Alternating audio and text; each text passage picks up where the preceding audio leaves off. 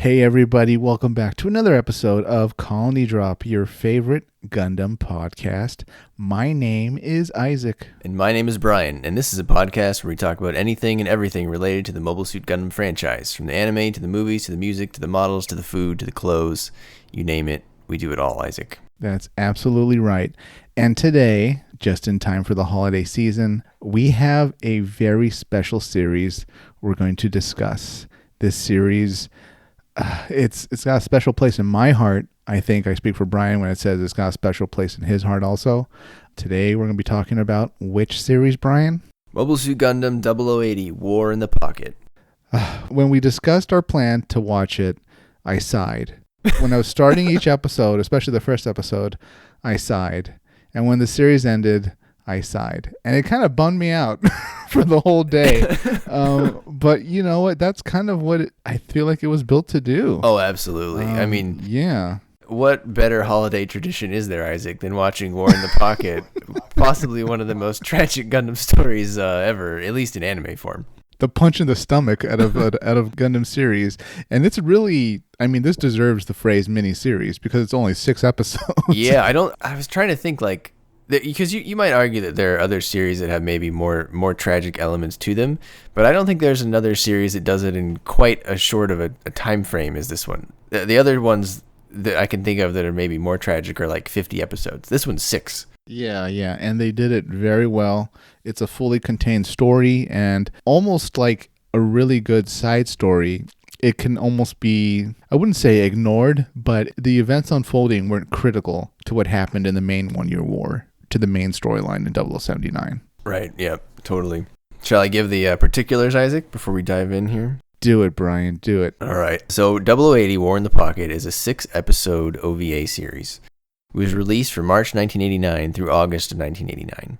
As far as I'm aware, Isaac, the only way to watch this right now is on Blu-ray. I don't think it's available on any streaming network, and while in the past it has been on Gundam Info, which is the official YouTube channel for Gundam, I don't think it's on there right now. But it could come back in the future. Yeah, or if you're adventurous, maybe you can look around. there might be different places you can find it. Yes, as always, I only present the official sources, and Isaac always reminds you that there are less scrupulous ways to watch your show. You never know. You gotta look around. All right, so here is the log line, Isaac, from the Gundam the Official Guide, one of our favorite books. In the last weeks of the 1 Year War, a team of Zeon commandos undertakes a desperate mission to destroy a prototype Gundam. Their pursuit brings them to a neutral space colony previously untouched by the war. Here, a small boy who is fascinated by weapons and war gets a chance to experience it firsthand and finds it very different from his heroic fantasies. That's pretty spot on, Isaac, I think. Yeah, that leaves a lot unsaid, but that's exactly what it is. Yeah. It was, oh boy, I'm going to say it's the Romeo and Juliet of Gundam. Well, that's fair. Yeah, and I know a lot of people, they might roll their eyes hearing that and the whole meme of Romeo and Juliet, like how they fell in love, by looking at each other for 15 seconds. But if you kind of boil it down to just the whole tragedy of young people on opposite sides of a conflict, falling in love and then sadly dying, or at least one of them. It's very much the same tragedy. The whole series is really just a spotlight on the tragedy of war and how poor Alfred had to watch this and witness this. And then, of course, the loss of just so many lives for nothing, really. It's interesting you bring up Romeo and Juliet because now I think about it. When you first said that, I was like, oh, that makes sense because of the ending. But then I was like, oh, but 8th MS Team is also a bit Romeo and Juliet. And then I was like, oh, wait, 0083 also has some Romeo and Juliet in it. What's with that? All 3 of our 1 Year War-ish side stories have opposite ends of the war falling in love. I guess that's just is that a Gundam trope? I think it's very much almost a human trope almost, right? Like a boy meets girl. Or man meets woman in this case. Or girl meets boy. How dare you, Isaac? Oh, excuse me. I apologize. But if it's in a time of war, oh man, then the consequences and the results at the end will be tragic and devastating. Yeah. So a few background facts, Isaac, before we get into the discussion. So 1989. That means this is the first OVA for Gundam. Wow. And it was the first time that anyone other than The Godfather, Tomino, directed a Gundam series, and the director of the series is Fumihiko Takayama, who also directed several episodes of Macross, it looks like. So you're in good hands there. But so this is kind of a big deal, Isaac. You know, this was released 1 year after Char's Counterattack to commemorate Gundam's 10th anniversary. And when you think about it that way, it's kind of nuts that all of that sort of main canon stuff that we think about for Gundam, and by that I mean, you know, the original series, Zeta, Double Zeta, and Char's Counterattack all came out with a 10-year period. And to put that in perspective, Unicorn is now older than 10 years. Unicorn started in 2010. I feel old. Yes, well, you were supposed to take other things away from it, but yes, you can also take away that you are in fact old. Yeah, this came out 10 years after the original series, but animation-wise, it looks amazing. Like the detail that they put into the designs, the ships, it rivals 0083, if not surpasses it in some scenes. It looks good in a lot of scenes. I think in some scenes it looks a little aged. Feel like they put a lot of effort into the action scenes, maybe a little less effort into the non-action stuff. But it does look really good, especially when you compare it to the original series for sure. Maybe they didn't really know which way this was going to go when they were finally done with it. They got a home run, as far as I'm concerned. But that might be why they decided on having a story where the events that unfold, the repercussions had no effect on the 1 year war, really. Yeah, I mean, I think if you're going to test out the waters and do something different, it makes sense to do it in a standalone, shorter story, right, to see if it works. You don't want to hand the keys to the kingdom to someone else besides the creator and then say, go ahead, do your 50 episodes and we'll see what happens. I mean, that's a big investment, right? So it makes sense to do a smaller thing first. And I'm glad it worked, Isaac, because if it didn't work, then maybe we wouldn't have gotten things like 0083 or 8th MS Team. Yeah, definitely. Or they would have, I don't know, closed the book on the UC and said, you know what, Wing is doing great. Let's double down on After Colony. Yeah. So again, Isaac, this is only 6 episodes. It was fairly easy to write a very brief summary. So here we go. Ready? Do it. Ready. So at a high level, this is what happens, everybody, to refresh your memory if you haven't seen the show. If you haven't seen the show, this is going to end in a very big spoiler. So I encourage you to go watch the show because it's only 6 episodes. All right, so Zeon finds out that the Federation is building a new type use Gundam. They send in one of their special forces teams called the Cyclops team to destroy this, what they think is the Gundam, before it gets to space. Right now it's being held at the Federation's Arctic base. Cyclops team fails. The Gundam is sent, or at least the container is sent to space, and one of the Cyclops members dies. The Federation takes the new Gundam to a colony called Libo in Side 6, which is a neutral side in the 1 year war. We don't hear about this a lot, Isaac. You can read about it in the lore, but we tend not to see it too much, I feel like, or people don't talk about it as much. But Side 6 is called the Riyadh, or the Riyadh Republic. In this show, they called it the Riyadh. I feel like they put a D on the end of it, but even though I don't think it has a D in the official spelling. But so it's sort of this extra republic that's neutral, and it ends up getting folded into the Federation after the 1 year war. But for right now, in the 1 year war, it was separate. So the Federation ships off their container there, the Gundam there, to further develop it. Cyclops team figures this out. They go there too, and they are assigned a new rookie recruit to replace the person they lost at the Arctic base. His name is Bernie. He's going to be our, I believe they call them deuteragonists, Isaac. Oh, right. Yeah. Yeah, so Bernie is now on the Cyclops team. However, Libo is also home to an 11-year-old boy named Alfred Izaruha, who is in love with the idea of war and being a soldier in sort of the most naive 11-year-old way. He thinks it's very cool, very fun, just enamored by all things war. Draws pictures. He's got the whole little war video game. You know, in class he does sketches of Zaku's and stuff like that. More on that later. The Cyclops team, people infiltrate the colony, and Bernie's in a Zaku, and he gets shot down. And Alfred happens upon Bernie when he gets shot down. So they sort of befriend each other, and they run into each other shortly thereafter. And Alfred keeps following Bernie because he thinks it's really cool that Bernie's a soldier. And he gradually helps Bernie and the Cyclops team locate the new Gundam. And the Cyclops team then assault the factory where it's being held with their mobile suit known as the campfire. Probably one of the best 1 year war designs of all time. Yeah. The Federation tries to stop them, but the campfire blows the Federation team away. And then they're only stopped by Al's childhood friend and now acquaintance of Bernie, Christina McKenzie, who is, unbeknownst to Al or Bernie at the time, the test pilot of the new Gundam, which is codenamed the Alex, or referred to as the Alex. The Cyclops team dies in this strike, except for Bernie. The Cyclops team's Zeon handler in Lebo informs Bernie that if the Gundam isn't destroyed by Christmas night, a fleet will launch from Granada and nuke the entire colony to ensure that the Gundam is destroyed. Bernie and Al set a trap for the Gundam to try and save the colony, but right before Bernie starts the trap, the Zeon fleet with the nukes from Granada are intercepted and surrender. But Al cannot inform Bernie in time, so Bernie starts the assault on the Gundam. And as a result, Bernie fights Kris unknowingly. While Bernie inflicts significant damage on the Gundam, Kris's Gundam prevails, and she takes Bernie's life in front of Al, as he's screaming for them to stop. And then he just sits there crying, traumatized. As Isaac said, it's a bit of a downer, and it will ruin your day. Don't watch it on Christmas. Yeah. Definitely, again, like you said, one of the best self-contained stories I think we have, especially at that length. It's a dense series. There's not a lot of wasted time in episodes. Maybe episode 5 could have been trimmed down in some scenes. But other than that, a lot happens in a very brief amount of time. And for that reason, I wrote a lot of notes, which is something I don't normally do. But it was such as tragic as it is, it was such a great story, pretty powerful. All right, Isaac, let's get into it. Well, shall we just go from start to finish? Or I don't know how your notes are organized. Yeah, but that's exactly how my notes are organized. All right. How about you? And then I have like some afterthoughts, but you know. Yeah, mostly start to finish. So if we start at the beginning, episode 1, this was the battle at the Arctic base. Right, yeah.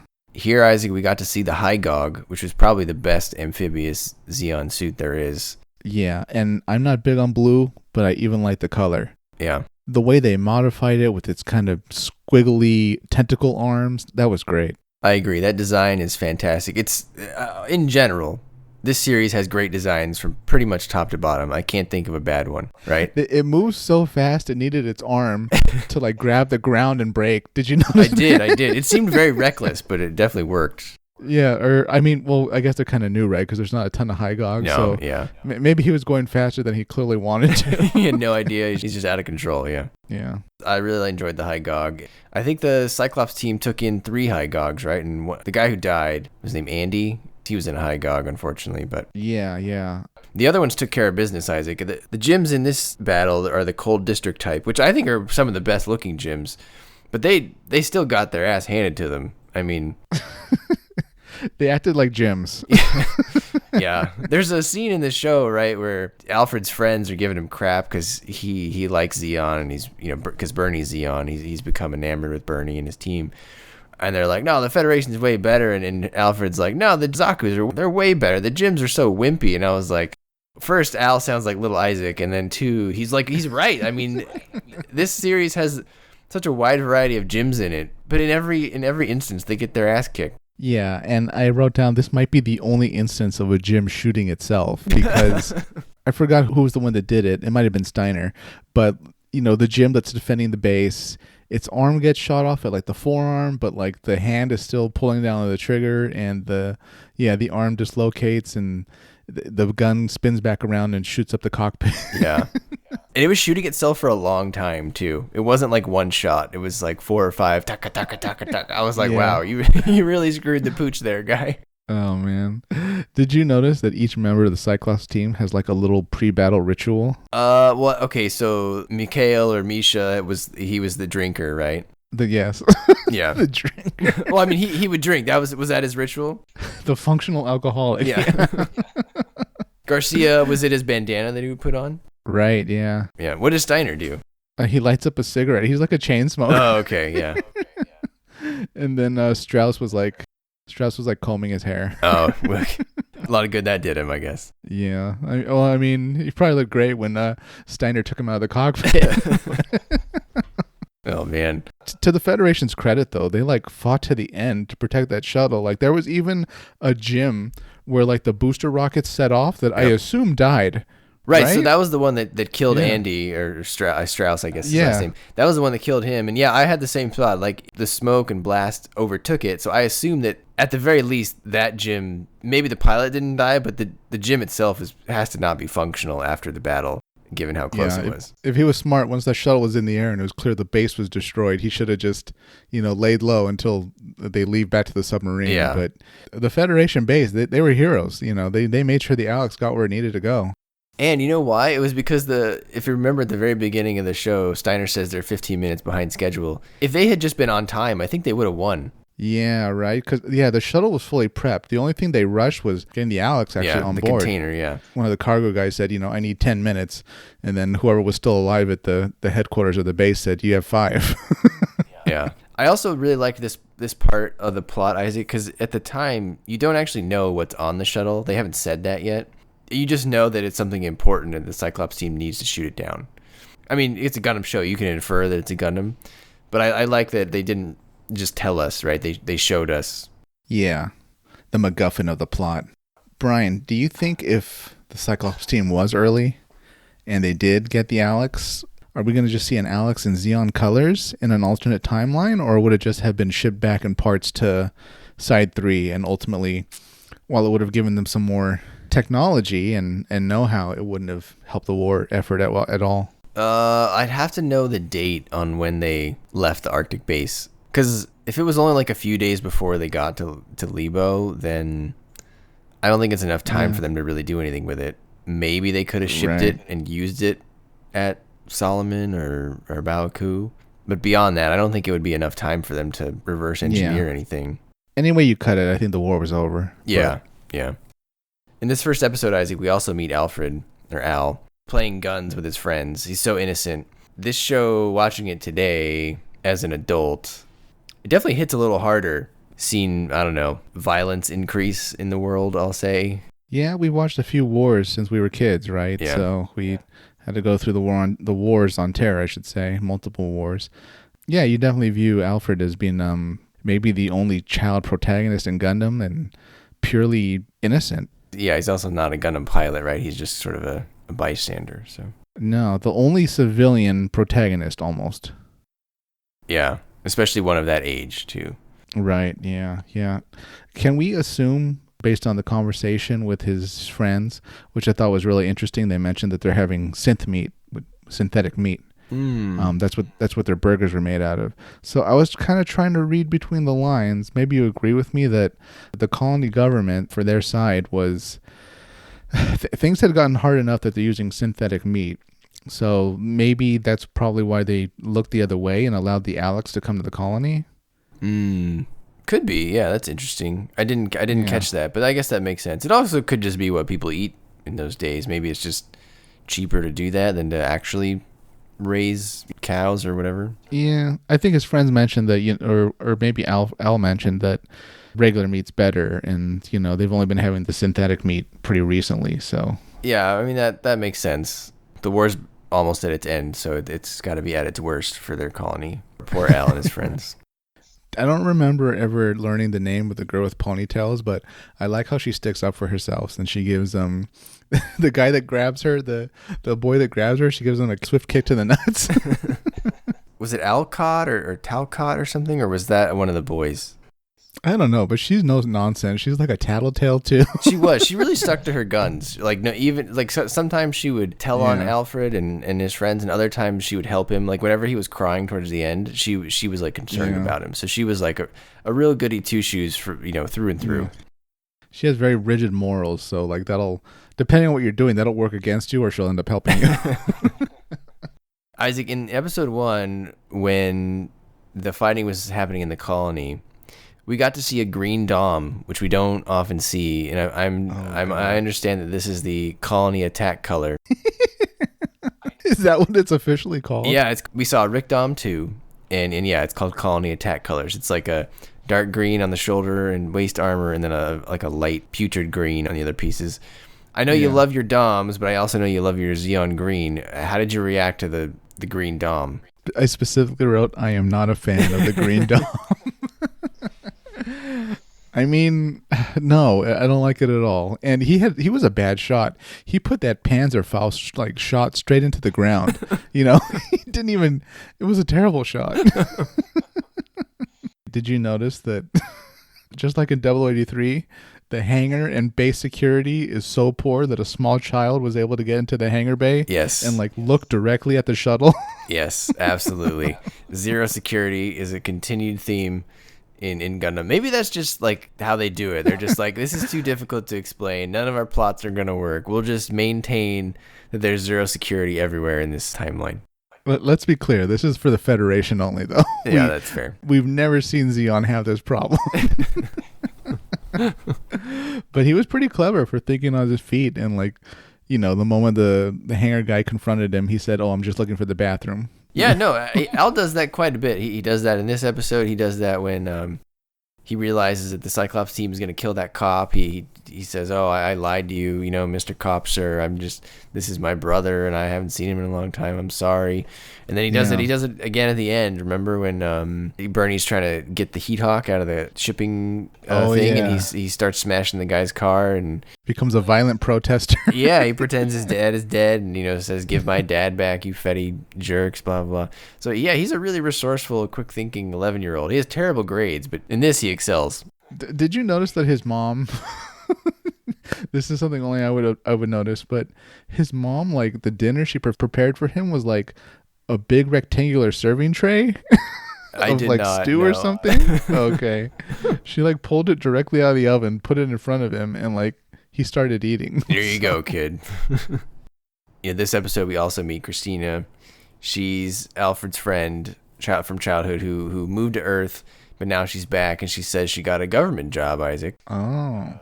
She will later say, which I thought was one of the more clever lines of the movie, which I think was in episode, 2, 3, or 4. She says, "Oh, I just do data collection. I don't fight with a gun or anything." And she's not technically lying. Yeah. I mean, she was a test pilot, they were just doing the simulation and stuff. She wasn't really using a gun. She was right. Yeah, so I thought that was clever. Yeah, to her credit, even during the gunfight, she never picks up a weapon. Like, maybe she wasn't trained in it or something, but she knows her best chance of any situation is to just run to the cockpit. Yeah, that's fair. Yeah, but she's cool. I like Christina. She was very much like his. I imagine when they were growing up, since there's such an age difference, she was like the surrogate big sister. Yeah, that's kind of the relationship that I took from it as well. I mean, she seemed very girl next door kind of vibe. That seems like what they were going for. But this one obviously grew up and became very important, successful. Yeah, and it was clearly a platonic friendship because of like the age difference. So. Yeah, that might be one of the negatives of this series. If I had to list one, was that there just wasn't enough Christina. But I also just don't think there's enough time. They already used their time very wisely. I don't know how else we would have got more time. Yeah, we saw enough of her character to get a full 360 analysis of her, and God, Christina's great. Dare I say she was the first canonical female pilot? Well, no. Okay. But she's great. Well, maybe on the Federation side, actually, now that I think about it. No, that still isn't true. Whatever. Christina's great. Yeah, I thought she was a good, refreshing character. Definitely wasn't the first female Gundam pilot, but definitely the most main character female Gundam pilot that we've had until Suletta from Witch from Mercury. So yeah, there was a ton in obviously the original, Zeta, Double Zeta, but they weren't the title characters. It's this show doesn't really have one title character, so it's hard to say that she was a title character in this show. So she doesn't really count either, but I feel like she was closer than the rest. But I could see people debating that. Yeah, after the fight with the first attack with the Doms and the Zaku's against a few of the gyms in the colony, for the life of me, I have no idea why the colony government or the Federation, whoever got there first, left the Zaku there but just took the weapons. Like, that made no sense to me. Why would you leave a functioning Zaku just laying there? Yeah, I mean, they kind of elaborated on that a little bit later on, I think on episode 6. Apparently they did the same thing to the gyms too, because remember he had to salvage parts from the gyms that were also laying around.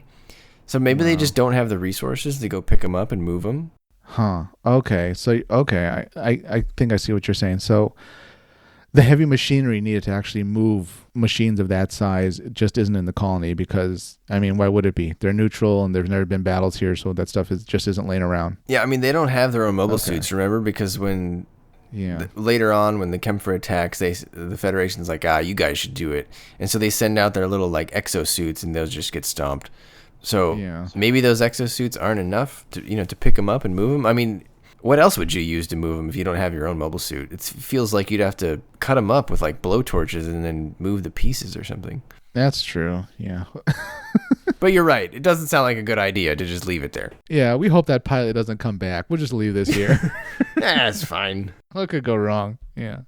Episode 2, Isaac. Just a funny side note here. The episode 2's name is Reflections in a Brown Eye, which is maybe not the best episode title they could have come up with. But this is the one, Isaac, where they get Bernie into the colony, I think, with that transport ship, and they put a body next to him. No, they didn't put a body. They put a live person next to him, Brian. And then to keep up the charade, they had some soldiers outside look at the ship and I mean, they're ready to go before the poor guy even got there, right? Yes. And then they sniped into the cockpit. Good Lord. Right in the head. Why wouldn't you warn Bernie? Or did Bernie know, but no, even if you know, you Bernie just can't didn't prepare know. yourself for, Yeah. Okay. No, Bernie didn't know. I think because when they put it next to him, they told Bernie it was a body. And then Bernie said something like, "Oh, I guess you had bad luck today too, pal, huh?" And then then they shot him, and Bernie was like, "Oh." I mean, credit to Bernie, he didn't overreact, I guess, but I mean, well, he was in shock somewhat, yeah. But that was pretty rough. Brilliant though, but rough. Yes. This is also the episode where we get to see the Gelgoog Jaegers fight, which is maybe the best Gelgoog design. I mean, I know you like your Gelgoog Marine. Do you like the Gelgoog Jaeger more or the Gelgoog Marine more? No, I like the Marine more, but the Jaeger's pretty cool too. It's just, they put on a heck of a fight. My understanding, Isaac, is, at least per the wiki, that the Jaeger is slightly better than the Marine, but the Marine is much more cost efficient, so they made more of the Marine. Probably, yeah. The Jaeger looks like it came out the end of the war. The Gelgoog Marine was probably made way earlier. Jaeger, I assume, is just optimized for space combat rather than whatever special operations the Marines are actually going to be up to. Yeah, so if you're a Gelgoog fan, you've never seen the Gelgoog Jaeger, it's a pretty cool design. What struck me odd about that design, Isaac, is that the default is red. We don't have a lot of default red suits. No. But I like that it's not kind of Char's red. It's a bit more of a crimson-y. Yeah, it's like a deep red, yeah. So, and its rifle looks cool too. It does. Kind of reminded me of Gatto's rifle for a bit, but just more. They were working much more on the miniaturization of it. Yeah. And this is also where we see the Gym Command space types. I mean, this whole show is just like gym porn, Isaac, because there's so many different gyms here, and they all look really good. There's the Cold District Gym, the Gym Command, which fought inside the colony, and then outside the colony fighting the Jaegers, are the Gym Command space types, which also look great. And then later we're going to get to see the Gym Sniper 2s when the Grey Phantom shows up. Again, though, the Gym space types, I feel like they just didn't cut it against the Gelgoog Jaegers. No, I mean, they seem to do okay against the Doms and I think the Zaku's, but a Gelgoog's a Gelgoog, Yeah. What can you do? I mean, I know you're not a gym fan, but do any of these gyms strike you as for a gym, that one's pretty cool? I mean, you know which one it is, Brian. We haven't seen it yet, but it shows up right at the end. It's the Sniper. Yeah, Gym Sniper 2, okay. I mean, they didn't do great, but they look. It's the visor, pretty much. Oh, let's be honest. That's really all we clear. like. They did abysmal. I don't even think they got a shot off, Isaac. No, in their defense, though, maybe their training was oriented around fighting Zaku's or Doms. So when this lightning fast thing shows up out of nowhere with beam shotguns and all kinds of special things, and it looks like it can be even more maneuverable than a Dom, I can kind of forgive them for such a poor showing, Yeah, okay, all right, that's fair. Okay, so in episode 3, this battle we see here is when Kris gets killed in the simulator by a Dom. I was wondering, do you think that's a reference to the novel where Amuro dies by a random Dom pilot? Huh. I don't know. It could be. During that scene is, I think, also when they mentioned that the Alex is specifically built for new types and it's meant for a pilot on the white base. So that's your big, lore moment, right?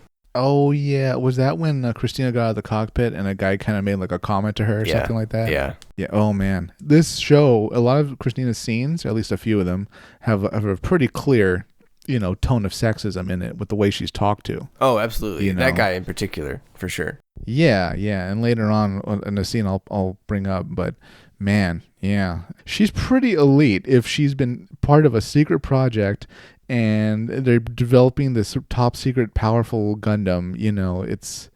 It's a little shocking to an extent, but then again, maybe I haven't been through any experiences like that, so maybe it's not as shocking as I assume.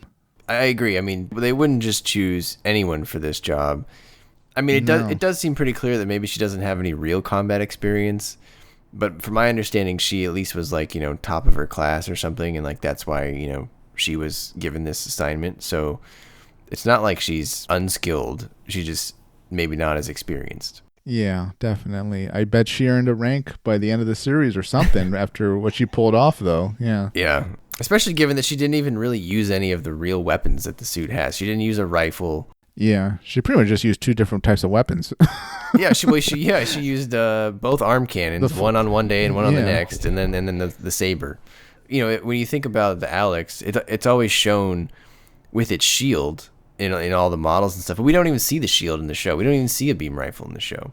No, we don't see any of that. Yeah, where were they? Probably in a box. Yeah, still packed away. Hey, going back to the hangar scene though, did you like how good of an actor the captain is, and how he could cry on command? Oh yeah, that was good.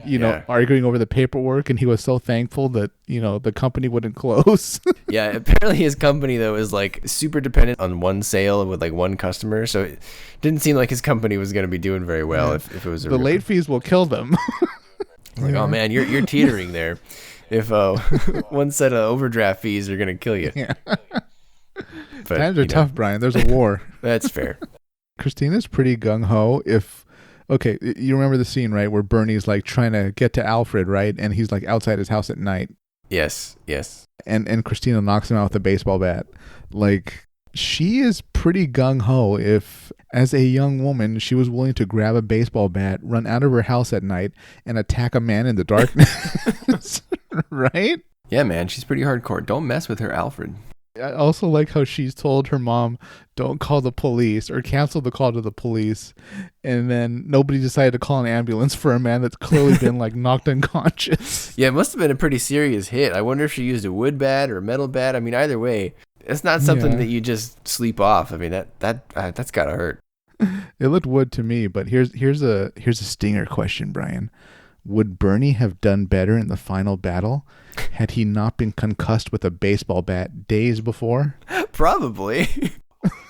I mean, I know I would. I've never had a concussion. You might have had a concussion once, I believe, but I assume it affects your ability to do certain things for at least the next couple of days. Yeah. You're not at 100%. No, yeah, I actually have had a concussion, and it put me out of commission for, I think, 2 weeks. So, wow. I mean, I'm sure there's, different severities, right, of these things. I don't know where she exactly hit him in the head, but... I'll put hit by a baseball bat in the head as like a pretty high, level of concussion. Yeah, I agree. I don't know how many days between this one and in the end, but yeah, I would say that it impacted his performance. It would impact my performance, don't you think? I mean, wouldn't it for you? Yeah, I don't want to pilot anything or have to deal with like planning and strategy or let alone combat and like a mission, like Bernie was not at 100% for the rest of the series. I think so. After episode 3, that's when they find the Alex, they take the pictures, and they go back to the Cyclops team. In episode 4, Isaac, this has maybe my favorite line of the show, at least from a funny perspective. This is when Mikhail or Misha. So I noticed, Isaac, here, the guy's name who pilots the campfire, his name is Mikhail. Was it Kaminsky, I think? But in the show, they call him Misha, and that's because, if you're not familiar, listeners, he's Russian, obviously, and the way Russian names work is they have a lot of, like, if your name's Peter, they call you Pasha, and if your name's Maria, they call you Masha, and I guess if your name's Mikhail, they call you Misha. There's probably a name for it, but that's just how Russian names work. And so in the show, they actually call him Misha, even though his name's Mikhail. So did you see the scene, Isaac, when he's buying a lot of stuff to, like, cut things and blow things up, and the guy at the counter says, you could cut up a battleship with all this, and Misha says, or colony wall? Yeah, I remember him saying that. Yeah. like he gives away the plan in the most hilarious way possible. I love that. Like, he's so proud of it too. That might be why later on, like when Bernie's trying to repair his Zaku, he only sends Alfred by himself, if you remember, right? He only sends him to the hardware store alone. He's not taking any more chances. They've already seen me buy all this stuff. Yeah, I agree. This is also when Misha. I really like the plan here, Isaac, where he's like leaving weapons all over the place. He parks the chain mine truck in one parking lot, and then we find out that they've parked other trucks full of weapons around. The factory that they're about to. So I like that. That's a very well thought out plot by the writer and director. So that I appreciate that. Rather than just the Kemper pulling weapons kind of out of its ass along the way. So. Yeah, I guess that would make sense too, right? So high attack focus that it dare not hold more weapons than really what it needs to use at a specific moment. Yeah, and if you read the mecha profile on the Kemper, it says that it's designed to be disassembled and reassembled behind enemy lines, and then also it's meant to discard its weapons as it goes. Yeah, that's exactly what it did when it was going all over the place and dropping grenade launchers and shotguns left and right. Yeah. Episode 4, Isaac, this is the Kemper fight. And I know in the past, Isaac, we've made fun of Misha or Mikhail for loading up on the booze. But I guess rewatching the series as a whole, I mean, this was clearly a suicide mission. I mean, the chances of him coming back is very low. And so I guess I don't blame him one bit. What does he say right before he leaves? To victory, life or death? Yeah. I mean, I would almost invert that on its head, where the team sounded like they thought they were going to do way worse than they did, because the Alex was the last mobile suit standing, to my knowledge, right? Unless a fleet was on the way. Well, yeah, I just mean in general, he way overperformed, in my opinion. Although he didn't destroy the Alex. He launches in the Kemper, and then the Federation finally moves in, right? Because the colony forces suck, and they can't stop him. So the Gray Phantom, one of our favorite, white-based derivatives, moves in, and they launch this. I think they have two teams, Scarlet Team, and I think the Deep Blue Team is the other one, at least according to the wiki. I only remember them saying Scarlet Team, but yeah, it's a team of Jim Sniper 2s and gun cannons, and Misha just shoots them out of the sky like nothing. It was a pathetic performance from the Federation, Isaac. The Jim Sniper 2 is the best Jim from the 1 Year War, as far as I'm aware, unless they've added other things and manga side stories. And they were just picked off out of the sky like nothing with a shotgun. It was pathetic. Terrible. Yeah, absolutely. Yeah. Was it a Jim Sniper 2 that was hiding under the bridge, trying to ambush the Comfort, only for the Comfort to appear behind it?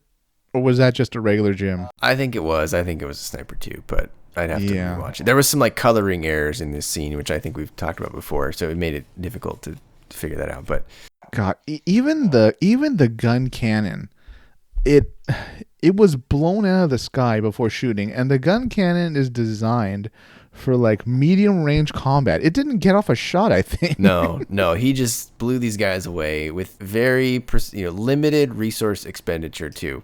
He had a few of those Sturmfaust things. He fired them away. He hit a few with the shotgun rounds. Boom, boom. He did his job all the way. Inside it doesn't go so well because Bernie screws up on the seasoning, or for what time of year it is in Sydney. Oh God, idiot! Yeah, that kind of gets him. It basically gets everyone killed, right? Yeah, of all the places to pick, of the dozens of accent options, he picked the one country that was destroyed by Zeon. Yes, not continent that was destroyed by Zeon, actually. But man, what a mess up. He could just go with the regular accent, just say, "Oh, I'm from the colonies," and then people would just kind of be like, "Oh, whatever."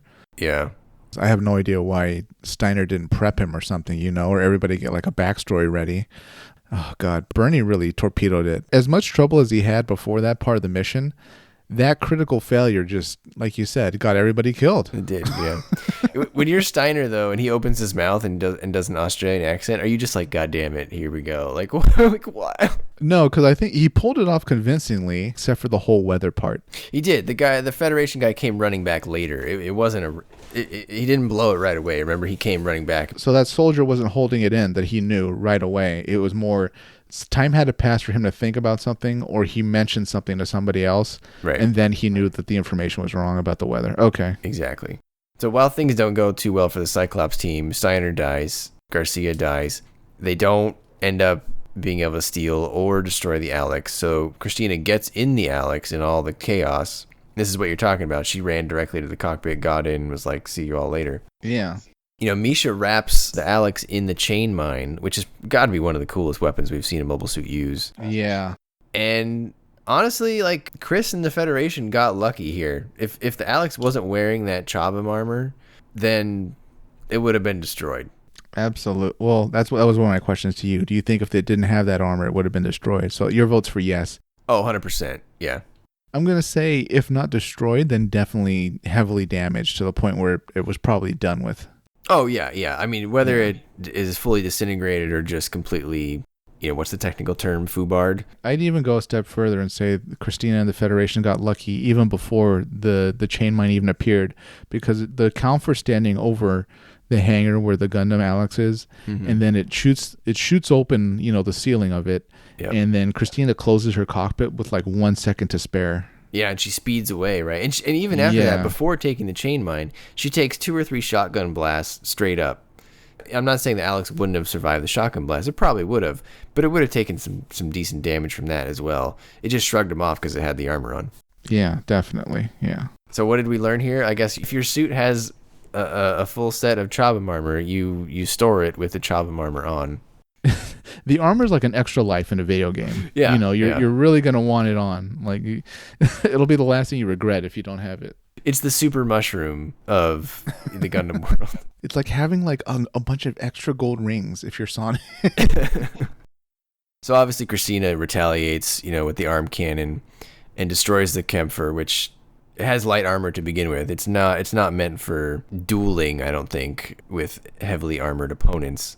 So, you know, now Misha's dead because she probably shot him up with, I don't know, 100 rounds or something. There was a little overkill there. So overall, things didn't go too well that episode for the Cyclops team. Bernie's the only one left at this point, Isaac. Yeah, he's last man standing, and poor Captain, he couldn't even get convinced that Bernie couldn't even convince him that they did take out the Gundam Alex. Yeah, what does he say? You're a terrible liar, and then he dies. Yeah, that's sad. And then he dies. Isaac, I was curious to get your thoughts on what happens at the beginning of episode 5. We open with 2 Zeon, you know, commanders, generals, whatever, arguing at Granada. One of them wants to use nuclear weapons and the other one does not. And the one who wants to use it, you know, basically shoots the other guy. His logic was, well, Side 6 was not a signing member of the Antarctic Treaty, which seems pretty legally flimsy to me if you were to go nuke Side 6. Yeah, it seemed very much a case of the base commander clearly knew that using the nuke was wrong. I don't know if he knew about the situation with Alex itself, but we're not using nukes. That seems to be across the board something Zeon's agreed to, except for like maybe Makuve on Earth during Odessa. But other than that, we have no other times that Zeon actually used nukes, right? So he was correct, I think, in trying to stop it. But by then, killing and the 2 other officers by that nuke, they got their orders to take down the Alex no matter what. So that guy got shot.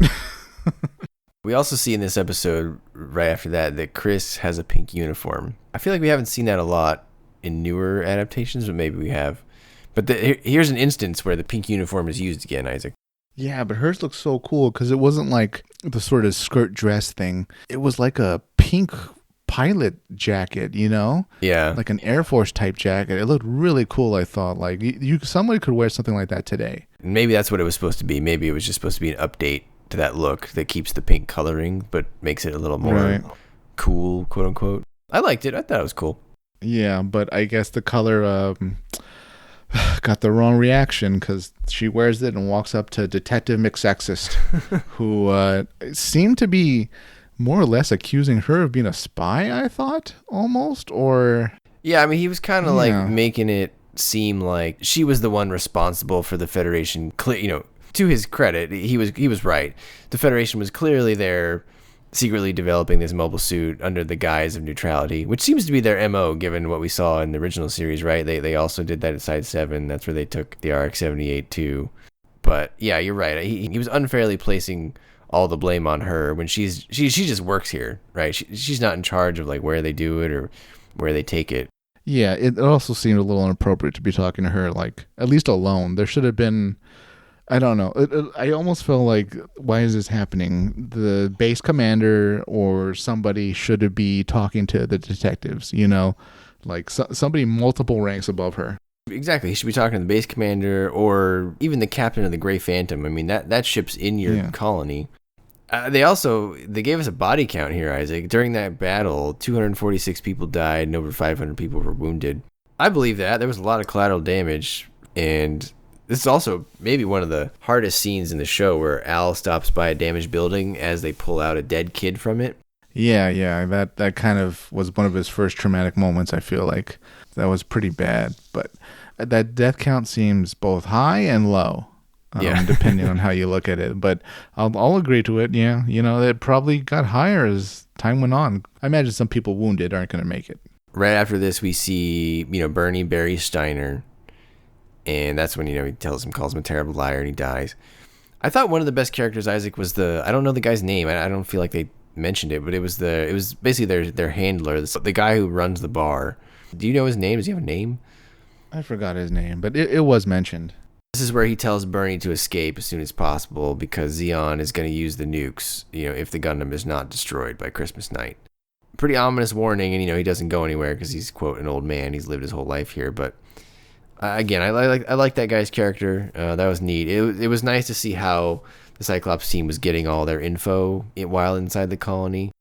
Yeah, I'm kind of curious what would make someone living in a neutral colony switch over to Zeon. Like, he said he'd been there his whole life. He must have been very ride or die Space Noid independence. Yeah, to an extent, I think Alfred was also. His sketches were only of Zaku's. So there must be a level of Space Noid to Space Noid connection, right? Yeah, there has to be at least some people who see things that way, especially in a neutral colony, right? Yeah, but man, that guy's ready to go down. He was. We also see Al get a little depressed. He verbalizes his trauma by asking Bernie when he brings him the upside down McDonald's, which maybe we'll call like the WickDonald's or something. But Wonderland or whatever it's called. He says, "It seems people die really easily, don't they, Bernie?" And Bernie tells him people die when their luck runs out, and that's it, not to worry about it. I thought that was interesting because that's a very simple way to look at it for Al, and Bernie's basically just putting the matter off and just trying not to deal with it, I feel like. Probably. I mean, Bernie's been traumatized too, right? He was the fish out of water to begin with when he joined the squad as the Greenhorn, the rookie. He hasn't even killed one enemy mobile suit. Now he's like literally alone, So he must be a mix of fear and also resigned to his own fate of, he's going to die too. So he must feel like his luck ran out. Yeah, it's very similar to what Shima said, remember? Life is like rolling the dice or something. It looks like I rolled a bad roll. Wow. Yeah, it's a very fatalistic outlook for their situations. Yeah, just facing death. What'd you think of the arcade? Oh, which part? Because he went to an arcade a few times. This is when... After the whole battle and trauma, when he knows the nuke's on the way, and he has that horrifying nightmare vision of what the nuke would do to the colony. Yeah, I thought that was a good way to, render it, especially back when this was made. Arcades that was a young person thing. Mm-hmm. So I thought it was pretty effective. I liked it. I don't know that, do kids even know what an arcade is today? Are there arcades anymore? If there are, there's not very many. That's a good question. I don't think there's a ton. The only thing I can think of is like a Dave & Buster's kind of thing. Yeah, and a lot of them have classic games, yeah, so. Yeah, but it looked pretty cool. I liked it. I thought it was effective. Yeah, man, that security guard was really observant. Yeah, noticing one kid is like staring off into space and looked kind of scared or something. Yeah, maybe he's really trained in mental health issues. Yeah, he's probably like, all right, did someone mess with this kid or something? Like, should I call the police? Yeah, poor Al. He's having a tough time. Yeah. This was a hard episode. Al has sort of a falling out with Bernie a little bit. Bernie tells him, that this badge they gave him was a wire and they've been listening to him and they're not really friends. And it's kind of odd that he doesn't just tell Kris what's happening, right? But he sort of says, what would you do if someone was coming to destroy the colony? And she tells him to fight, but not a right or wrong answer. And this is when Al finds out that the school had been bombed, Isaac. Yeah. And his friends are gathering up bullet shells, and they think it's cool. And Al no longer thinks it's cool because he saw the Cyclops team die, right in front of him. Again, piling on the trauma for old Al here. Do you think he was crying because he thought his friends had died in the school, or just the gravity of everything, the Cyclops team and all that, and himself almost dying, kind of, and what's coming, the nuke? I think he was crying because he thought maybe someone had died in the school, because he had just seen that kid die in that other building. Right. And then when he got there, didn't he ask him, like, where you guys been? I thought maybe, and they were like, oh, well, Al, the fighting happened at night. No one was at the school. And then he felt more relieved after that. So I do think maybe he was thinking that his friends had died too, which, I think it's a fair worry. Yeah. He'd seen so much going on, and it's all been a rush over the last day. So good point. But speaking of the nuke, Von Helsing sounded pretty resistant to using the nuke. He did, especially with a guy with a name Von Helsing. Yeah. I would think that guy's down to launch nukes all day, every day, but... Do you think he really would have gone through with it, or do you think at the end... Do you think he might have allowed himself to get captured, right? Because we don't actually see his actual capture. Oh, that's a good point. I hadn't thought about that. That's the Von Helsing side story. Yeah, that's actually really interesting, because before this... when Steiner is talking to the bar guy, they both make it clear that Zeon is not going to win the war. Yeah. And so I assume that sentiment is at least shared by other people of their status, which would include someone like Von Helsing. And so maybe you're right. Maybe he did let himself get captured. Because if he knows he's going to lose, why is he just going to go kill a bunch of people? Yeah, he is really against using the nuke.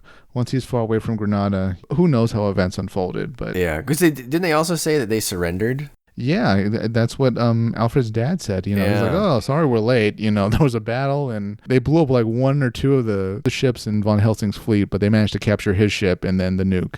Yeah. So how he knew they captured the nuke, I don't know. Maybe. Well, they must have announced it, like, oh, we found nukes. They were planning to use them or something. Yeah, maybe they told the captain, hold position. There's a battle happening. Yeah. And then, sorry, you can keep going. Then the captain probably asked, what's going on? I'm a passenger shuttle full of civilians. What's going on? They probably told him, like, it's your guys' lucky day. We stopped the Zeon fleet from taking a nuke to your colony. Yeah, I like that headcanon. That makes sense to me. You're right. We didn't get any more detail on that. And if anyone out there knows definitively, like, is there no information, and is this a possibility? That'd be interesting to know. Von Helsing on the list of good Zeon officers. Speaking of Von Helsing, what is your headcanon for the differences in accents across Zeon? Even the Federation, I guess. Like, do you have any policy for why Garcia sounds the way he does? Why Von Helsing? Why Misha? You're right. The Cyclops team was very diverse. They would tick a lot of boxes in today's HR world, but I always attribute it to the fact that when people first moved to the colonies, it was always the poorest, right? And so poor is pretty universal. You can find poor people in every country. So yeah, that's true. I think maybe it's just the fact that, okay, there's a lot of people that were poor, and a lot of people moved to the colonies from a lot of different places, and maybe they didn't have a choice where they were going at first, and they all just kind of ended up, wherever it is they ended up. This one, I thought they just probably picked a Russian actor or a Russian accent because he had the nuke, right? So there's always that trope of, like, the Russians using the nukes. He's German. That was a German accent, wasn't it? Oh, really? I thought he sounded Russian, but... Well, whatever. I mean, German, Russian, it's all fine. the same. No, I mean the trope of using the nuke, if you're going to call back to your World War II, and, not that they used the nuke, but... They definitely would have. Yeah, exactly. I mean, they started the project, right? So. Yeah, that's true. I mean, this is 0079, so I imagine the language bonds and, the great-grandparents of everybody that went to the colonies and set up their little neighborhoods.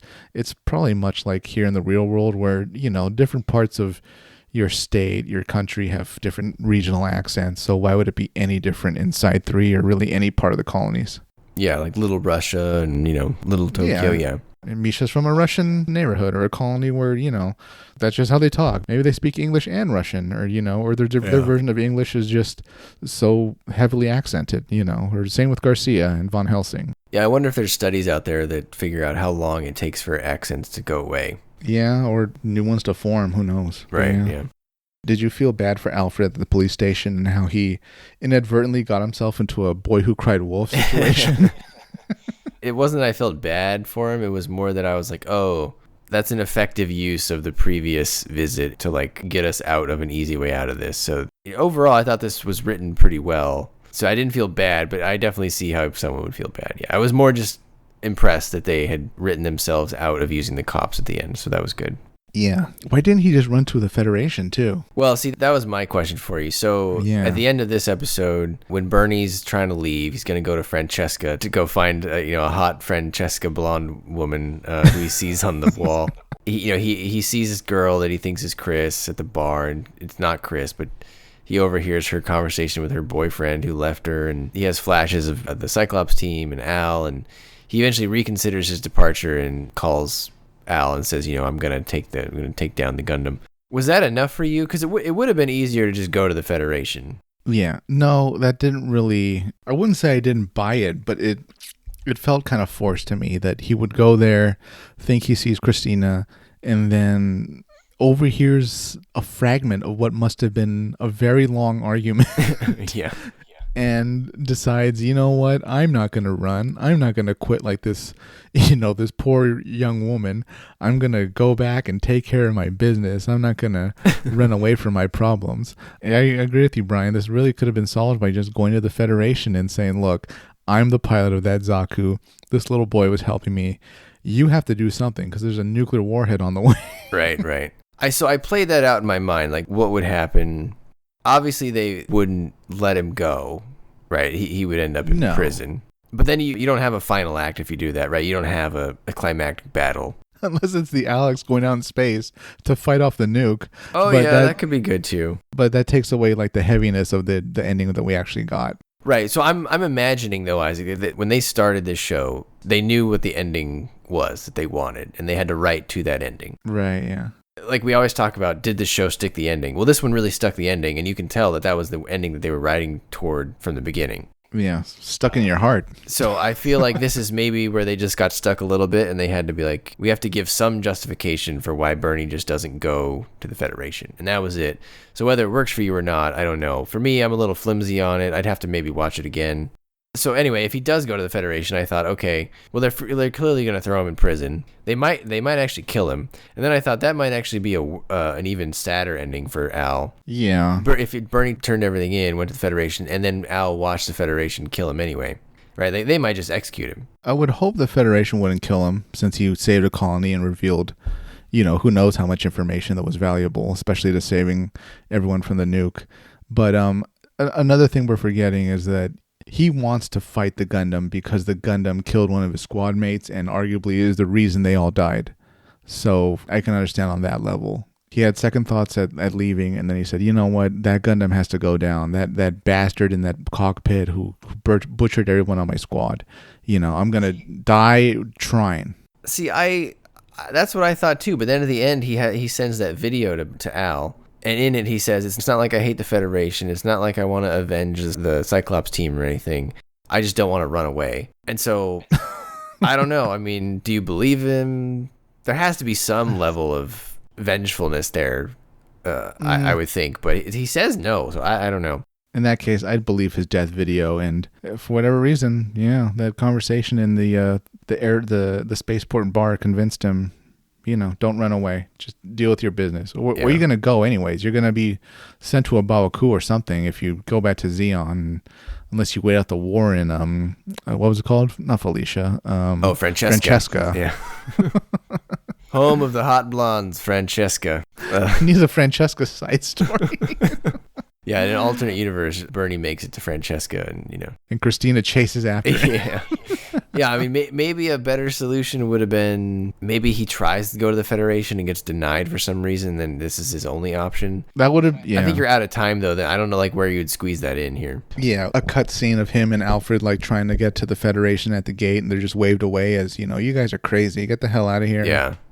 Something like that. Yeah. So this is going to be something where, listeners, I'm going to interpret it as, like, the rest of this was pretty tightly written. So I'm just going to assume that this is one of those parts where they had to Band-Aid over because they were just out of time. Sometimes you just have to work within the constraints that you're giving. And, given in this, you got 6 episodes, and each episode was only, 25 minutes, right? 25 minutes. So if you know what has to go in the last episode and you've got 2 minutes to tell your story, then that was the bar conversation we got. So I'm sure they considered other options, but that's what we ended up with. So if I had to call out another negative of the show, it would be that one. Yeah. What did you is your reasoning for why Bernie sent Alfred to go do all the shopping at the hardware stores that he just didn't want to risk exposing himself? Or do you think like the Federation was actually monitoring hardware stores? I'm sure that was a concern, but I think the main thing was that he had to fix the Zaku while Al was getting more stuff. So maybe it was just a time thing, because they only had, 2 days at this point to defeat the Gundam, I think. Yeah. So I think it was a time thing. They were just splitting up duties here. Plus, Al can't work on a mobile suit. So if Al can do anything, he can go shopping. That was how I took it. But they're probably looking for Bernie. They were looking for someone, right? Didn't they think that someone survived? Yeah, I think they did. But okay, that makes sense. What did you think about the final battle between the Zaku Kai and the Gundam Alex? I liked it. I thought it was good. I thought it was well thought out, right? They didn't just rush at each other and do a few slices or something like that. I mean, there was a strategy there. Bernie knew that he was in a Zaku going into Gundam, so he had to plan it out. He had the decoy balloons. That was a good idea. He had the smoke, which was a good idea. He really worked with what he had, Isaac. He only had 1 Hygogg and 12 grenades. That's not a lot to take out a Gundam. No. He's not working with any ranged weapons. Poor guy. I mean, he got really far for what he had, I think. He sliced open the cockpit, Isaac, which was pretty impressive. Yes, or something happened inside where she took damage, like a shrapnel or something. Yeah. I mean, he got hit in the head by either shrapnel or a round.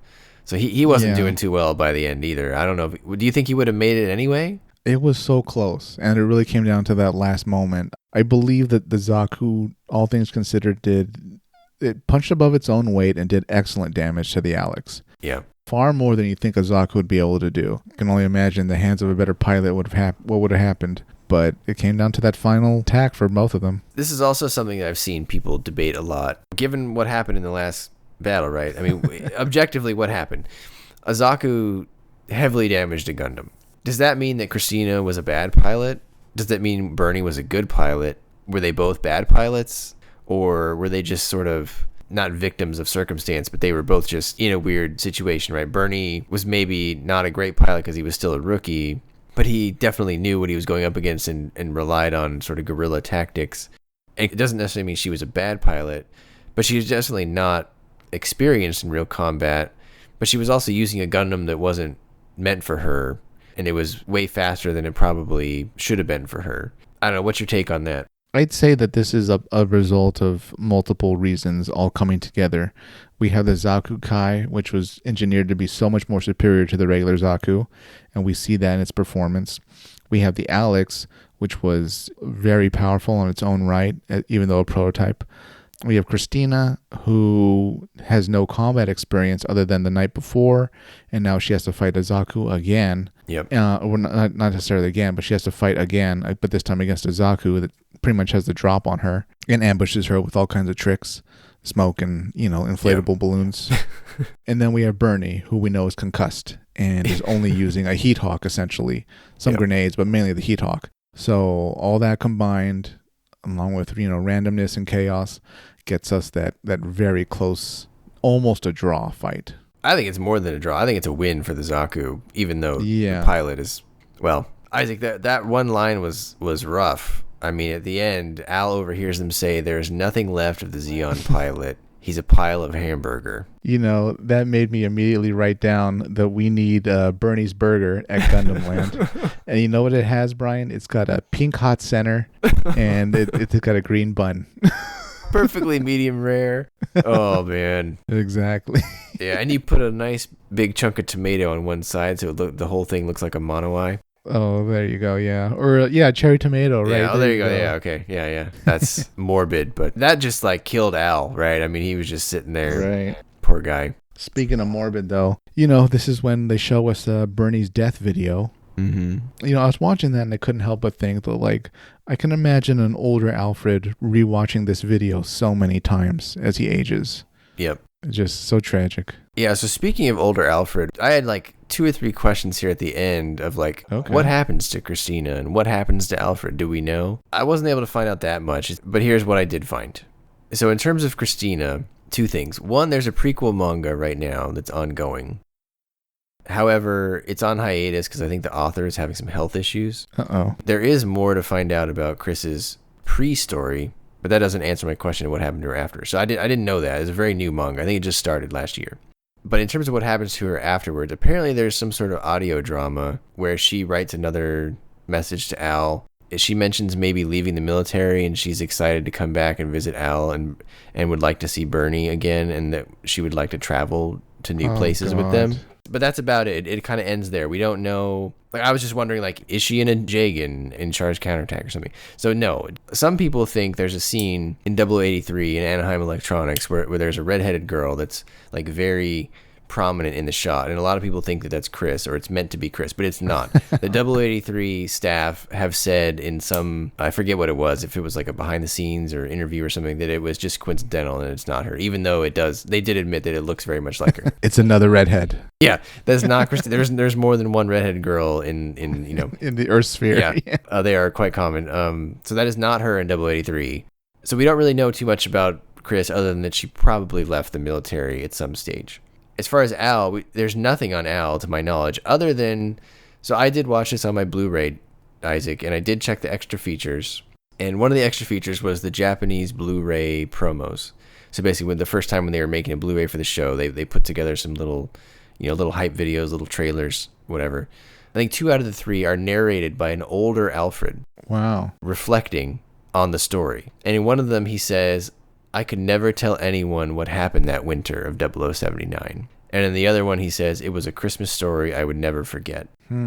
Beyond that, though, I don't know what happened to Alfred. It doesn't seem like he went on to join the military. I don't know why he would after witnessing this. I mean, I could see him joining, like, the Hygogg or something, but... Yeah, I don't even know if I could see him joining Hygogg. Like, I wrote down that Alfred must have had at least some issues growing up.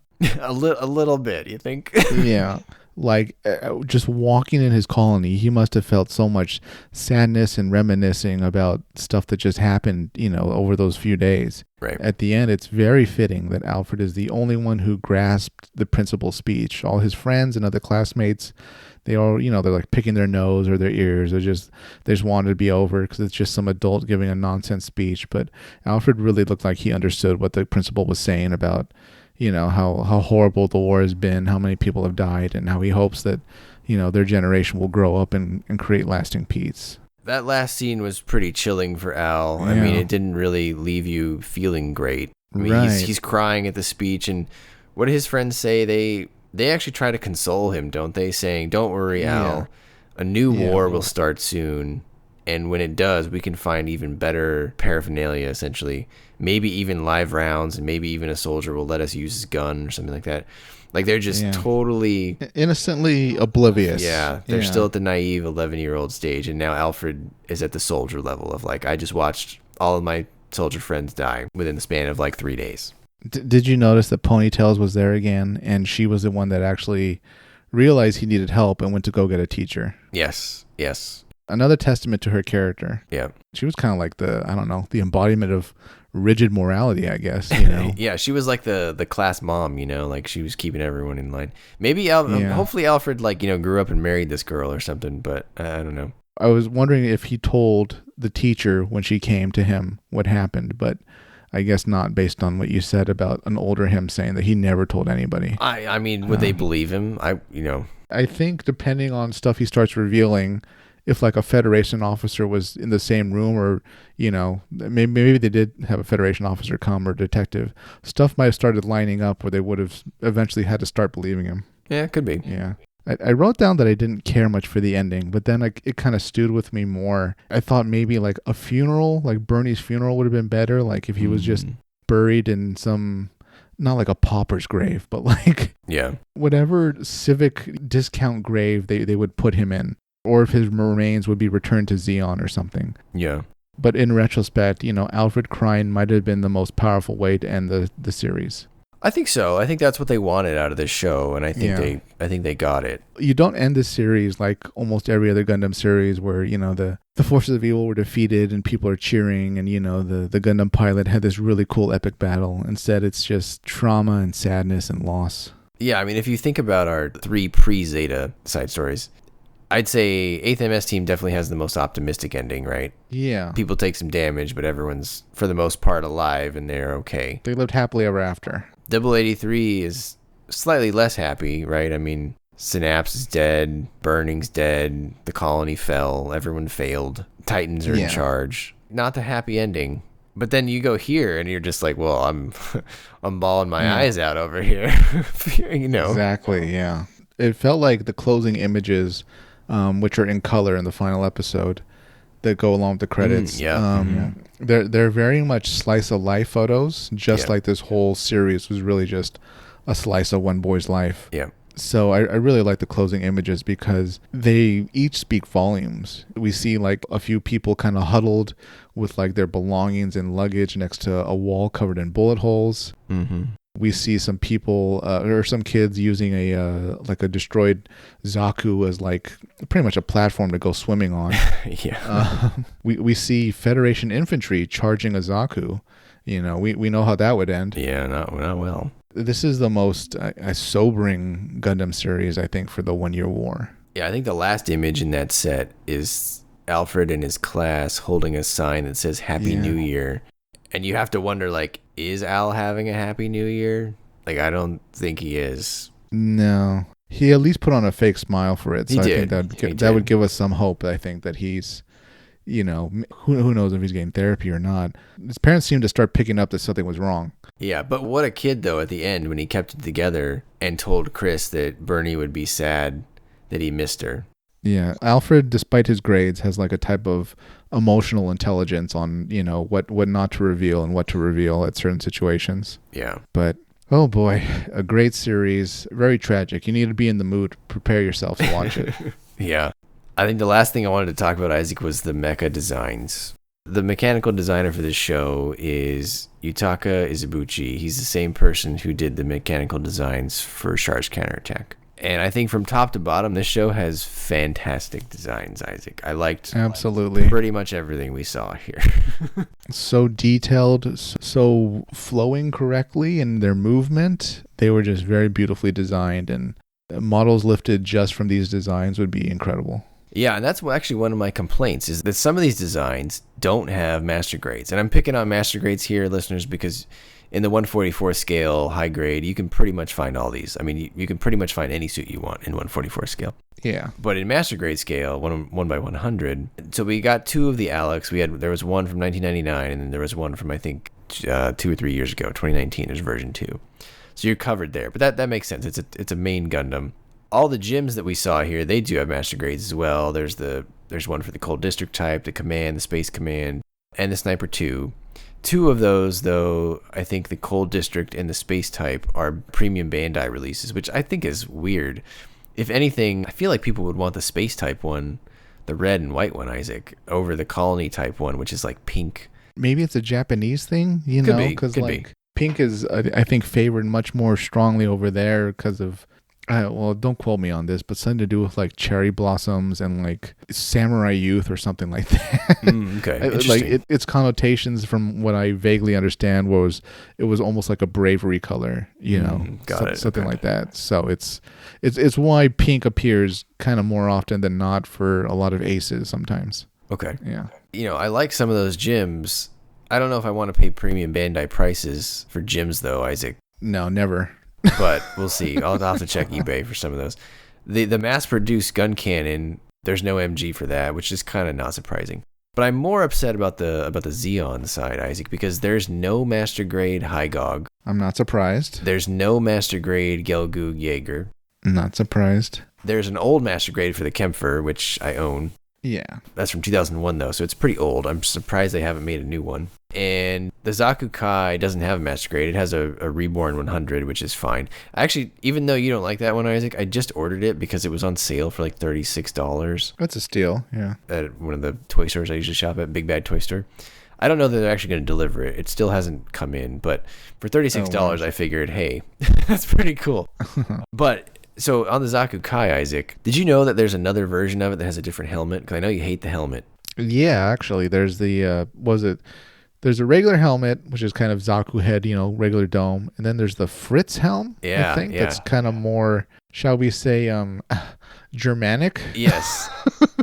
Do you like it more with the Fritz helm? Is it acceptable with the Fritz helm, or does that not help it? It helps it more because of how differentiated it looks, but there's a sliding scale of, I think, Zeon becoming too Germanic. Yeah. And you kind of see that in Unicorn, where they had that one, I forgot the lieutenant's name or whatever, but it was like World War I gas mask mobile suit. And like each time I saw that, I was like, okay, this is too much. Yeah. This is like approaching Jinro levels of like German paraphernalia. Like we don't need to go to this extreme. It kind of looks okay, kind of on the way to a Gyaradoga, but also kind of bizarre looking also. So overall, I'm still not a big Kai fan, but I guess it's okay. It's different. I'll give it that. It does use your favorite machine gun, though, which we mentioned. Right. What was it, the 90 millimeter, the 80 millimeter, something like that? MM80? Yeah, that sounds right. Okay, yeah, which is such a much more cool and efficient looking type of machine gun for the Zaku's. Like, it looks like they could be dual wielded. Like, that'd be cool. There you go, yeah. That's what I would do, but... Okay, so the Fritz helm helps a little bit. But did you notice it, though, there is an alternate color scheme from another manga, which we plan to read at some point here. Yeah. Called The Plot to Assassinate Giranzabi. It has the white and the blue. Now that looks cool, Isaac. I think I might paint mine to look like that. Yeah, right. These are the ones that protect the capital, I believe. I assume Zum City, or at least yeah, maybe not the city itself, but like the whole colony or the group of colonies at least.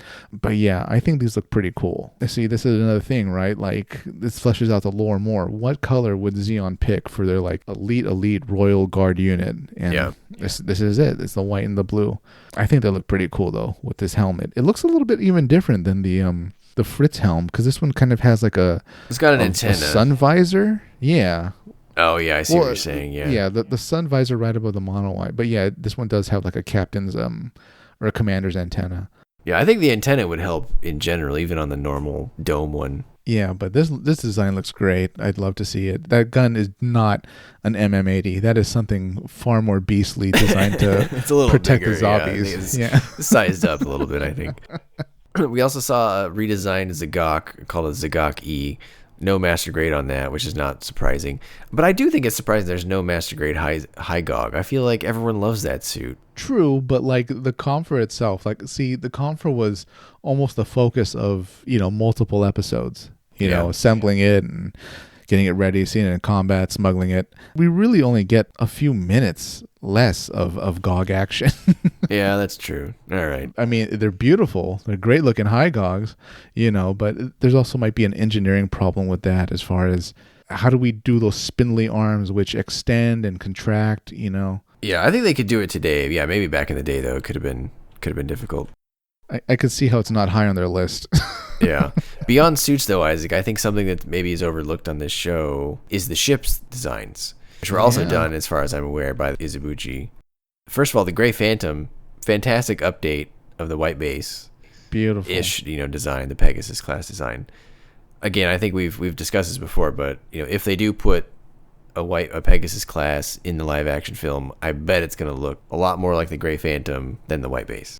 I wouldn't be so sure, but I wouldn't be surprised, because the Gray Phantom's such a beautiful looking design. We didn't see it fire a shot, but no. It looks great. I wonder what their plan was if the Alex goes down. Do we? They fly away. Do we?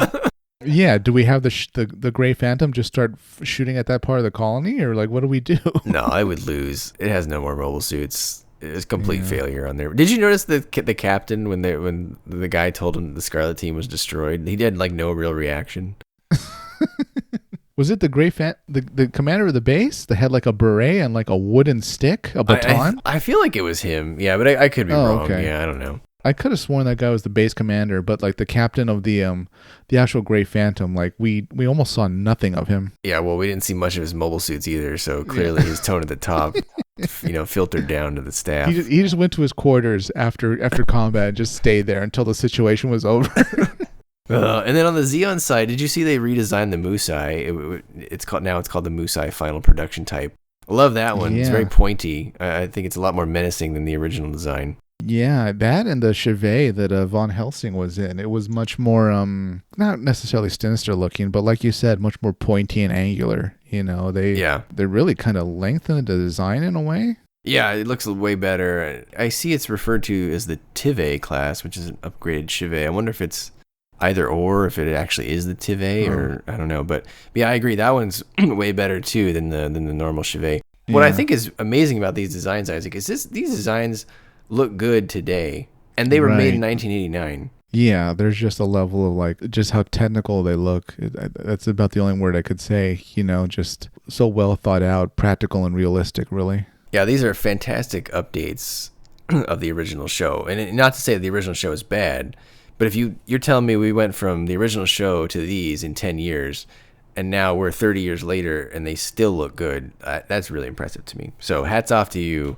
Yeah, Mr. Izubuchi. I think you might be, like, for example, Isaac, he also designed the new Gundam. So oh wow, he might be my favorite designer, even though Katoki does great work. This guy, you tell me he did the new Gundam, the Gym Sniper 2, the Alex, all these gyms, the Gelgoog Jaeger, the campfire. I mean, come on, that's some impressive work there. Yeah, pretty great looking designs, and I wish there were kind of models of the ships, but I'll have to dream. Speaking of designs, did you notice that the guns, like the toy guns his friends were playing with, were like hyper realistic looking? I did, and some of them were also really big. There was one that he had in his room. Did you notice that one? It was like a two-handed, not a bazooka, but it was just this enormous gun. No. If I think back, Isaac, I mean, that was kind of not uncommon back then. I do feel like there were toys that you could buy that were really big guns. There was a point I remember where like the orange tips came about, Before then it was just toy guns, and then something happened and orange tips had to be mandatory on any toy gun, really.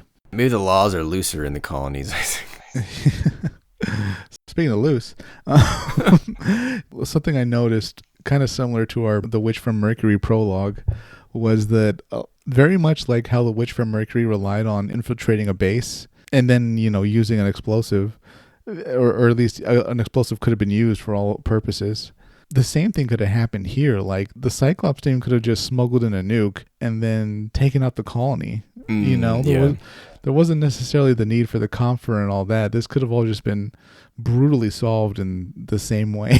Yeah, that's fair. Well, maybe they weren't ready to use the nuke at that point, but you're right. Maybe they should have sent him in with the nuke as a backup plan and they detonated if they fail. Right. It's amazing how many things are solved by nuclear weapons, I think. Exactly. Or just smuggling them in and just, we'll just do it. We'll just take them out. Oh, God, nuclear weapons are terrible. I hope one never goes off again, for the record. But. Yeah, me too. Do you feel like the Cyclops team, would their problems have been less if they killed Alfred for finding out about them? Or... I don't think so. He led him to the Alex pretty quickly. Yeah, now that I think about it, a lot of his intel he gathered really worked in their favor with the camera and all that, Yeah. I think they needed a better explosive delivery system than what they had. I think that's what got them in trouble. They were in the room, but they couldn't get the mines on the Gundam, and it was wearing the Chobham armor anyway. If the Comforter's mine didn't do it, their little explosives weren't going to do it either. So, yeah, maybe they needed to bring in a tactical nuke with them, just to get the job done. I don't know. It seemed like it wasn't even an option for them to consider killing him. It seemed like, okay, this is a kid. Let's kind of figure out what he knows, and somehow we'll use this to our advantage. Right, and I think that goes back to what we said before about how generally the Zeon people, while they may be space fascists who've done some terrible things, the ones that are named and that we see often behave fairly nobly. Now, granted, they sniped that guy in the head next to Bernie, but he was an enemy combatant. They don't do that to the kid. It'd be interesting if they tried to kill Al. I mean, I'm sure Bernie would have a thing or two to say about it, but... Yeah. Speaking of things we noticed about Zeon, Garcia broke the whole pattern that we've seen of Zeon not hitting Zeon, because you're right. He gave Bernie a heck of a punch. He put himself in the Sassaro category. Got Sassaroed. Yeah, but I noticed later on Garcia asking Bernie not to die. That seemed like it was the extent of Garcia being able to apologize. Oh, that was definitely his apology for sure. Yeah. I felt like Alfred's sketchbook like if that got into Federation hands, everything would have been over because it had like a picture of every one of the Cyclops team. that would have been what they showed on the news. Like, have you seen this man? Yeah, exactly. Just a child's picture. For the life of me, I can't think of anyone in any Gundam series that smokes as much as the captain. Yeah, that's a good question. I wonder if that's just because smoking in kids' media became taboo in like the mid-90s. Like that's when they made Wolverine stop smoking. I wonder if that carries over to here. Probably not, but you know, he vapes. I feel like there's not a lot of smokers in the Tomino series, right? No, pretty rare, but this might have been the final one, so that's why they made him pound down a pack a day. I feel like Dogady would smoke just so he could use up more oxygen and his followers couldn't have it. That's a very Dogady thing to do. Yeah, I agree. This professor, this scientist in the wheelchair, that wheelchair was bulkier than like Professor X's wheelchair. Like it looked so big it would have trouble navigating like a standard doorway. Yeah. You know, it was kind of an eyesore to me. I wonder why they went with that design. Now that you bring that up, it was very big. I wonder if maybe the intent was like, again, this is them trying to be futurist, right? So maybe they were thinking that wheelchairs in the future would do a lot more things and therefore they would be a lot bigger. But his didn't do anything. You're right. We never saw it do just anything, move it. right? So yeah, you're right. I maybe he's got a mini fridge in it, you know? And right. We didn't watch it ascend a flight of stairs, so they deleted that scene. The Federation base officer with the beret and his wooden baton, he clearly went to like the bad academy for Federation officers, right? Because didn't he specifically tell the colony leadership that only after their military went out to fight the Confer would the Federation send in their military? He did, yeah. He was clearly designed for you to hate him because he had a very punchable face and just not a good attitude on that guy. When the Confer was attacking and not yet at the base where the Alex was at, they kind of cut to the Alex and it's laying on its, kind of transport bed. Was the Federation getting ready to move the Alex, or was it just, were they somewhat, oblivious and, the Confer will be dealt with, or, we don't have anything to worry about. They're sending out the Scarlet team. Don't worry, the Scarlet team is here. Yeah. Nobody was rushing in the hangar. Did you notice that? They're just kind of standing around looking at the Alex. Yeah, that's a good point. I mean, I assume at some point they need Kris to get up and move it around. Maybe they were prepping just to have it walk around, but they can't really have it walk around in there. Where would you even take it to test it outside? Maybe they were going to get it on the Gray Phantom and get it out of the colony? Yeah, that kind of makes sense. Okay. Speaking of, the Gray Phantom, it seems like the base commander wearing the beret, he told the colony leadership, you use your mobile suits first and then the Federation will attack once your guys are destroyed. It seemed like the Gray Phantom captain kind of either wasn't aware of that or he disregarded it because, the next scene is him just sending out the Scarlet Squadron. Yeah, I interpreted that to mean that whatever those little suits were, exosuits, or they have a name, I forget what it is, but I took it to mean that those were soundly defeated, like immediately.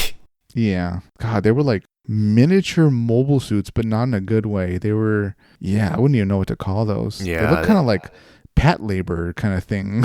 Yeah, they were not good. They were not meant for defense, right? They were clearly meant for something else. Yeah. It reminds me of the little thing that like Benager piloted in Unicorn when he rescued Minerva in the beginning. Yeah, the little orange kind of construction. Yeah, they remind me of those the ride armors from Mega Man X. You know what I'm talking about? Oh yeah, it's got like a bubble cockpit kind of thing. You just hop in and you get little spiky hands, but exposed cockpit like the Rafflesia. Yeah. Man, yeah, this was such a great series. It's just, I don't know. I wish Alfred told somebody what happened. I wish he, maybe not that teacher, although she might have been a good bet to tell, but if what you said was canon, then that's even more tragic that he really never had anyone to talk about this whole tragedy he lived through. I would hope that at some point he could maybe even tell Christina. Yeah, that could be rough though. Then he's telling her that she killed Bernie. Well, oh God, that's even worse too. Yeah, he really can't tell Christina. Because that's the other tragedy here, right? Like, there's one tragedy, which is the Bernie died and the traumatization of Al, I'll say. But the other tragedy is that, like, clearly we are led to believe that Kris and Bernie would make a nice couple, and they seemed both to be very respectful of each other. And then there was no chance of that ever happening. So They even had a funny story to tell people, right? About I thought he was a peeping Tom, so I attacked him with a baseball bat. Right. Yeah. Exactly.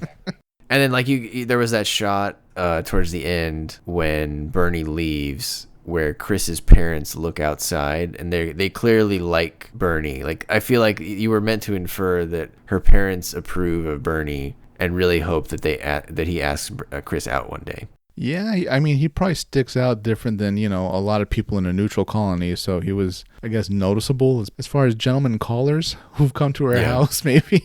Yeah. Maybe they're also excited on another level because, she's always working. She's always doing whatever simulation stuff she's doing for the Federation. Now that this guy's here, like, and they're getting along, like, wow, Yeah, absolutely. So, all right, Isaac, how many Haros would you give this show? I would give this show 5 out of 5 Haros. It's just so well done. I don't even want to say it's short and sweet. It's short and not even bittersweet. Short and sad, but a very beautifully done story and very powerful. Yeah, I think I would agree. I think I would give it a 9.5 out of 10 Haros. So this is it's up there, everyone, of I think one of the better series. Even though it's very short, it has something to say, and it says it, and then it leaves. Yeah. Mandatory viewing for Gundam fans. Yeah, I think it has a little bit of everything, right? It's got a good story. It's very sad, but it's also got a lot of lore in it, even though it doesn't directly affect the war. You get to find out about the Alex, and everyone after they saw this, Isaac, everyone always asked. I mean, we did a whole episode on it, like, what would happen if Amuro had the Alex, right? Yeah. No Zeon would be left alive. Apparently not, no. Great mecha designs. It's not every day you get a good story and mecha designs that you love, right? So. Right, and one thing they didn't show, I guess for time reasons and just pacing, is what happened to Killing. What happened to Commander Killing, Granada, who was, in a way, behind the whole thing. Yeah. According to what I read, he, took a pistol and put it to his head. Oh, wow. Yeah. Interesting end for the guy. He was the one that wanted to use a nuke, right? Yeah, I think when he found out Giran died, he did that, or when the war was lost, which I assume was the easy way out because the Federation knew that a nuke was on the way. So then the question was, who's behind this? Yeah, once they connected to him, all that's over. So interesting change in confidence for the man who wanted to use the nuke. Yeah, there was an execution waiting for him, regardless of what happened. I mean, unless he got to Axis or whatever, but we have no idea how he'd be treated there if. Axis leadership found out that he was trying to use a nuclear weapon on a neutral colony. Yeah, absolutely. Speaking of bombs, last funny tidbit I will leave you with. If you go on the wiki, there's a screenshot of the Hygogg firing the rocket. Yeah. And on the rocket is written the message, "Receive my love." Was this Strauss's rocket or Steiner's? I don't know. I'm not sure. Oh, okay. I assume they all have, funny phrases written on them, but... Yeah, those rockets were pretty cool. What a cool little attachment that's like very Hygogg specific, We never see that anywhere else. Yeah, it's kind of like the amphibious equivalent of a Sturmfaust or whatever. Yeah, the Panzerfaust thing, yeah. Good point, yeah. Well, alrighty, listeners, if you've got any comments, thoughts on 0080 War in the Pocket, we'd love to hear them.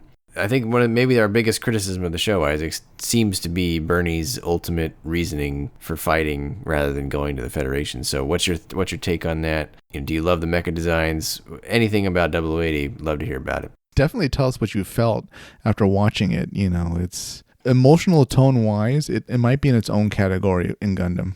Oh, and then the last thing, Isaac, is Merry Christmas, listeners. This was the Christmas show. Let us hope that the nuke doesn't go off tonight on Christmas night, and to all a good night. There's a lump of coal in our hearts. The most horrifying part of his nuke vision was when he was imagining his classroom. Oh, right? Yeah, he watched his classmates get incinerated. That was horrible. They all kind of huddled, and then I think the teacher tried to run over to the students, and then by that point, the blast reaches them. Yeah, oof. It was like the Terminator 2 nuke dream. That, but in a child's mind. Ay. Yeah. And on that, we end it. All right, everybody. Don't forget, before you go to sleep tonight, stand next to your bed, salute that framed picture of Amuro Ray, the greatest of all time, and recite our Federation pledge. Into the night, Captain Bright, Lundo Bell, Zeon fell. Liberty and justice, Amuro trust us. You said your farewell, now we'll give 'em hell. Good night, everybody. Merry Christmas, everybody, and have a nuclear New Year.